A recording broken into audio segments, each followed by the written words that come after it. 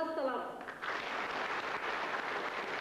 Қазақстанның еңбек сіңірген мәдениет қызметкері, әуесқой сазгер, еңбек ардагері Жас-талап Қуанғалиевтің 70 жасқа толуына орайластырылған шығармашылық кеші ән мерекесіне қош келдіңіздер. Бүгінгі кештің құрметті қонақтарымен таныстыруға рұқсат етіңіздер. Аудан әкімі Абай Сәкиұлы Иманғалиев,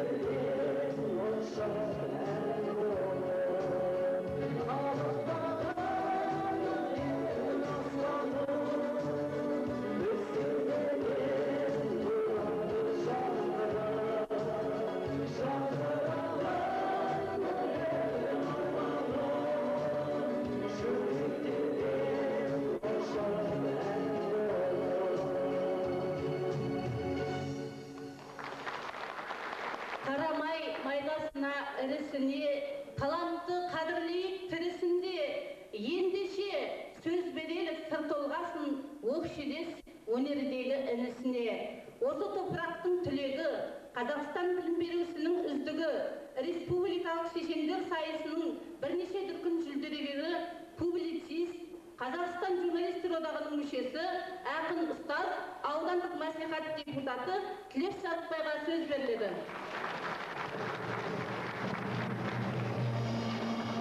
Қадірлі жерлестер, біз бүгін туған жердің туын көтеріп жүріп, саумал ауасынан самал дәмін үзбеген, ауыл қарасын қарашығындай көретін қадірменді ағамыз Жасталап Қуанғалиевтің 70 жасына жиналып отырмыз. Бүкіл ғұмырын кіндік қан танған жерінде жүріп, назы мен сазын, қысы мен жазын жырлаудан, әнге қосудан жаңылмаған, жүрегі жерлес деп соққан, жібек мінезі жайсаң жан Жасталаптың 70 жасында жүздесіп отырмыз. Қуанғалиев Жасталап 1939 жылы тамыздың 17 жұлдызында сол кездегі Тайпақ ауылына қарасты Сайғыдық ауылында дүниеге келген. Ол мектеп табалдырығын Калмыков орта мектебінде бастап, Талап орта мектебінен 1958 жылы орта білім алып шықты. Ұлы сазгер Ахмет Жұбановтың әсерімен өз бойындағы ұшқынды тұтатып, саз жазу сауатын ұштады. Мектеп көркем өнерпаздар үйірмесінде жүріп, өз бойындағы қабілеттің қанатын талдай түсті. 1961 жылдан бастап ауыл мәдениет үйінің төңіректеп, орта мектепте сабақ берді. 1974-77 жылдары аралығында Ақтөбе мәдени ағарту училищесінің клуб қызметкері және домбыра оркестрі жетекші мамандығын алды. Кезінде осы өлкеде Толқиды бидай атты өнер ұжымы осы Жасталаптың жетекшілігімен құрылған болатын.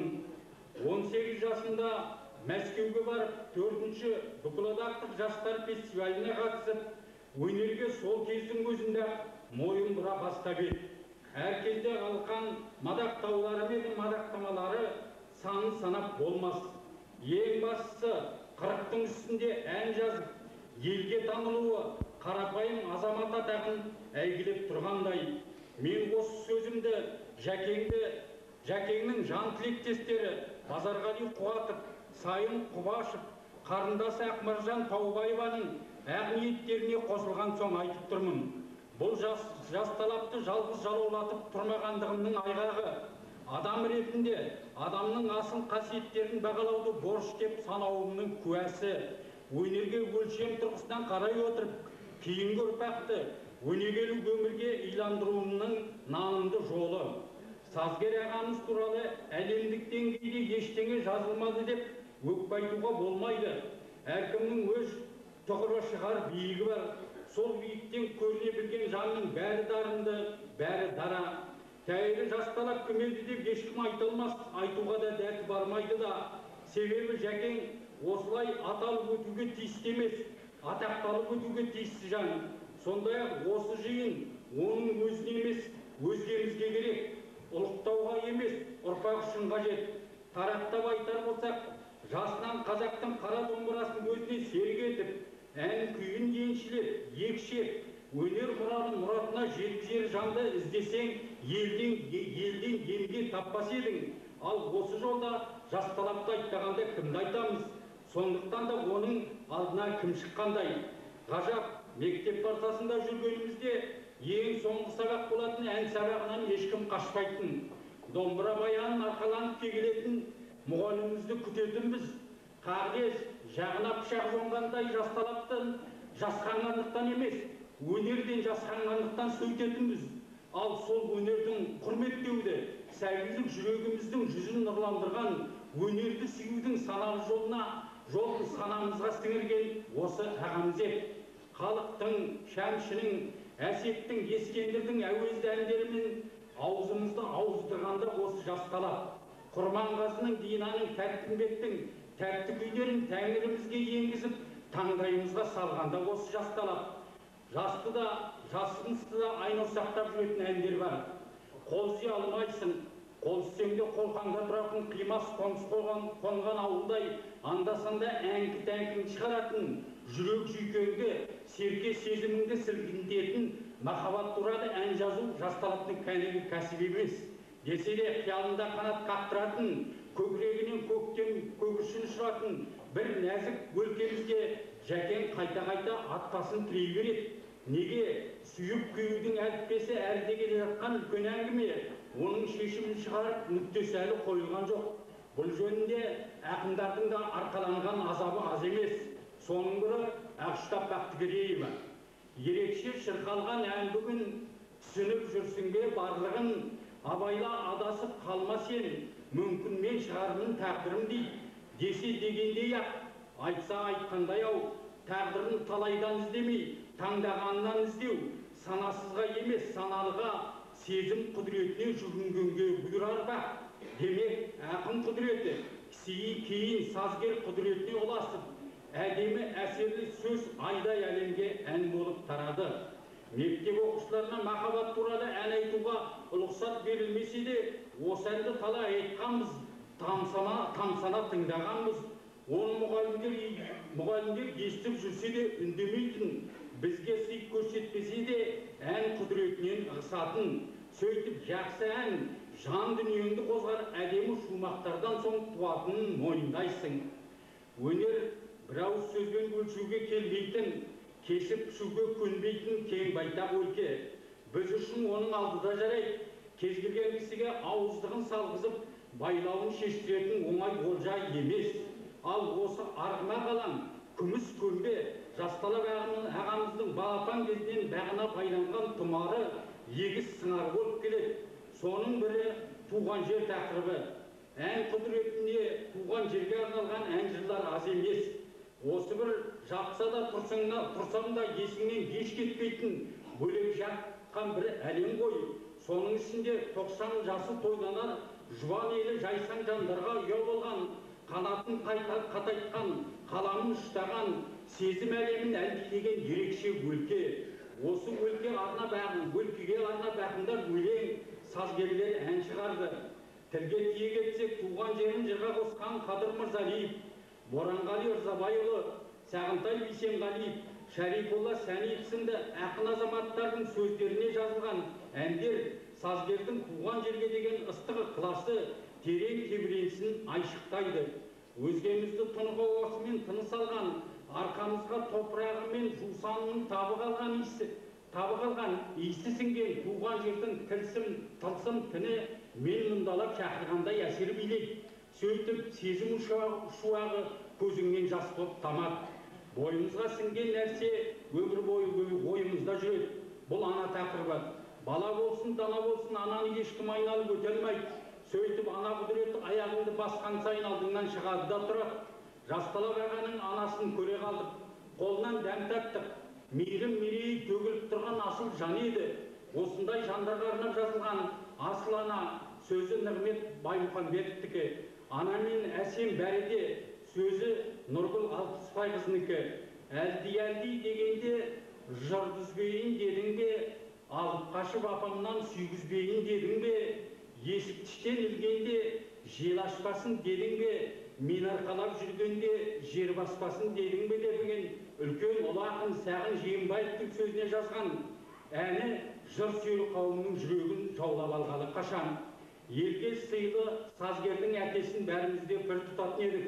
Ұлының өкілі домбыра ұстап, ән айтқан құптап, әркез мақтан тұтар жанның арада жылдар өткен соң, өзіне арнап ән жазарын кім білсін. Сөйтіп әке мектебінен ән мектебіне ауысқан сазгердің қаламынан әке сөзі Мұқағали Мақатаевтікі, әке өсиеті сөзі Абай Байтоғаевтікі, әкемнің құрдастары сөзі Зәкәрия Сейсенғалиевтікі, ардагерлер күніне сөзі Үзілдік Елубаеванікі, тағы басқа ойлы шымырқана шын тереңнен шыққан салиқа сөз ән болып бәріміздің аузымызда жүргені анық. Сазгер өзінің әке әлемінде ата, әке өсиетін құлағына құйып өскені нанымды және дәлелді. Қолымыздағы жасталып ағаның домбыра жүрек атты саз жинағы өзінің сазгер ретіндегі жиған тергені, бағы мен базары, жан жары мен бала шағасының қуаныш жұбанышы. Әрине біз бір кештің аясында сазгер туралы тәптештеп айтып шығу мүмкін емес. Сол себептен де 70 жылғы өмір өзенінің өнегелі тұстарына сөз арнап жатырмыз. Тамырын тереңге жайған өнегелі өмір қазақ тарихында аз болмаған, яғни ауыз толтырып айтуға да болады, мақтауға да болады. Солардың бірі Жасталап Қуанғалиевтің шығармашылық шыңы биіктей берсін, талабы таумен теңелсін, атағы әлемге жетсін, асылы азамат атағын аңғарып, ардақтай білетін ел халқына үлкен алғысымды арнаймын. Рахмет.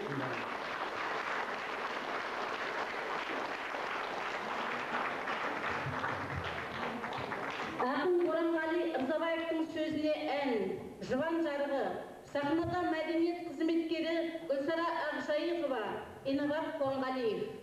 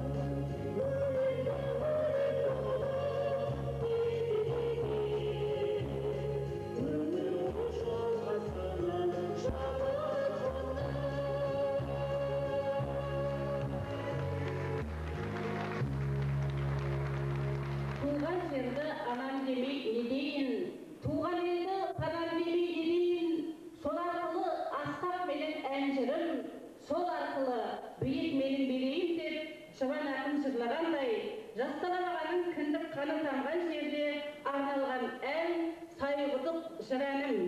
Сахнада Камал Орынбаев.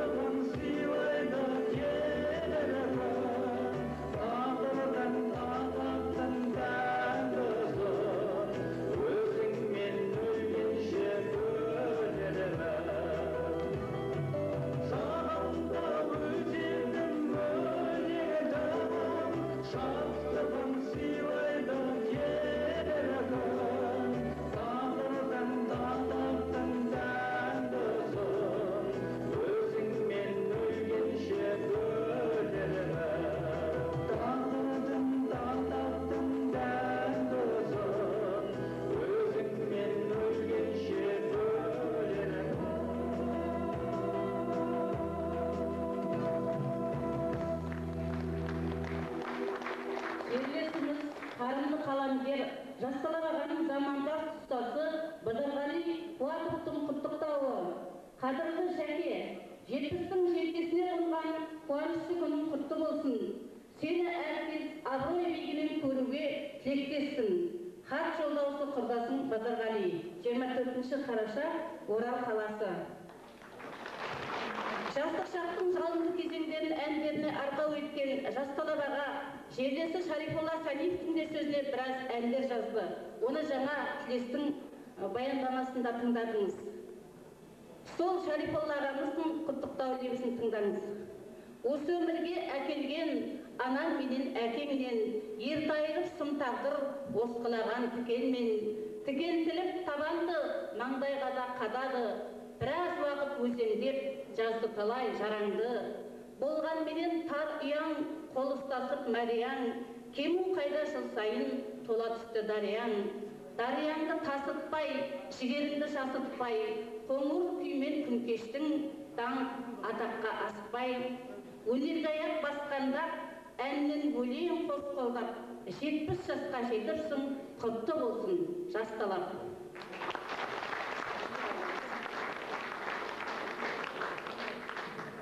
Әділбек Отбаевтың сөзіне жазылған ән «Ақылайт жүрек, ақылайт». Сахнада Қуаныш Құспанов, Асланбек Жұмабаев.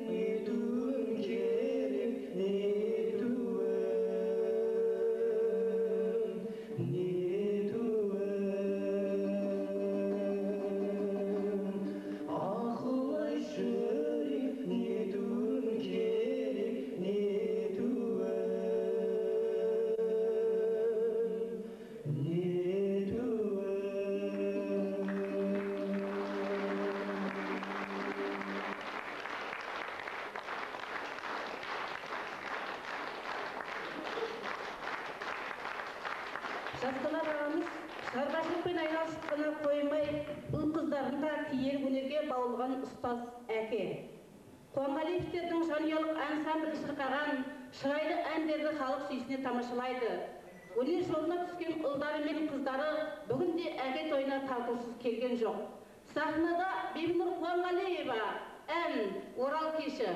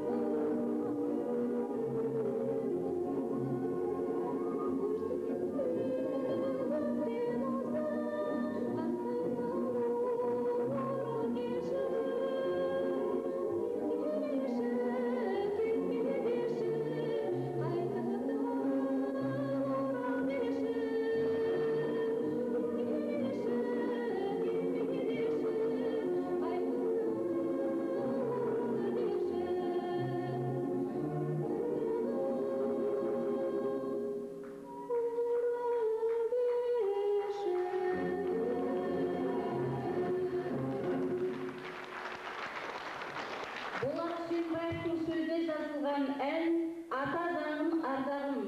Сахнада Инабат Қонғалиев.